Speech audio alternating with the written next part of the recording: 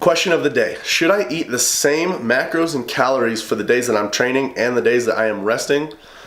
Answer of the day, absolutely not. Do not do that, okay? If you are training heavy on certain days, you need to be eating big to support those training sessions. If you're resting, you need to be eating quite different. You need to be eating fewer calories and fewer carbs. So let's just break this down from a simple training day and rest day standpoint. So let's say you're training heavy, you're lifting heavy weights, you're doing some sort of resistance training that has a lot of volume, a lot of intensity on Mondays, Wednesdays, and Fridays. On those days, you need to have a high carb consumption. Your carbohydrate intake needs to be way high. That way you can support your glycogen levels, you can restore those glycogen levels, and you can spike that insulin, which is gonna keep us from breaking down too much muscle, because that's what we did in the gym all day long with that intensive training, was break down muscle tissue. So we need to restore that by eating a lot of carbs.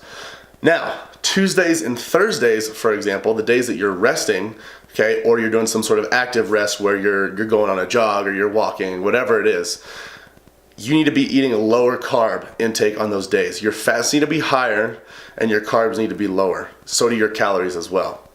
Now, if you need to figure out what that looks like for you, it's not too difficult. I'll post a link in the description below from a really good article from Testosterone Nation, just to help you kind of figure out where your macros would be in order to properly carb cycle. And that way you guys can get kind of kick started on that. Now, that article is going to explain how to carb cycle with high carb days, moderate carb days, and low carb days. Okay, so that's getting a little more technical. It's going to be a little bit more difficult to manage if you've never experienced something like that. So if you haven't, what I recommend is just splitting it up into those 2 days. Days that you're training, higher carb intake, all right? And that should be maybe, a good starting point is 1 to 1.5 grams per pound of body weight.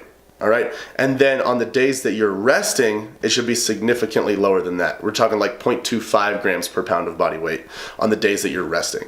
So that's a baseline start. So start with the train day macros, where you're eating a lot of carbohydrates, a lot of calories, and on those rest days, you're eating lower calories with lower carbohydrate intake. If you have any questions on figuring out how to calculate those macros, or figuring out how many calories you need to be eating on those certain days, or how to even cycle from high carb intake, moderate carb intake, and low carb intake, and which days to put those on, send me an email, adam@poehlmannfitness.com, or shoot me a message on my website, www.poehlmannfitness.com.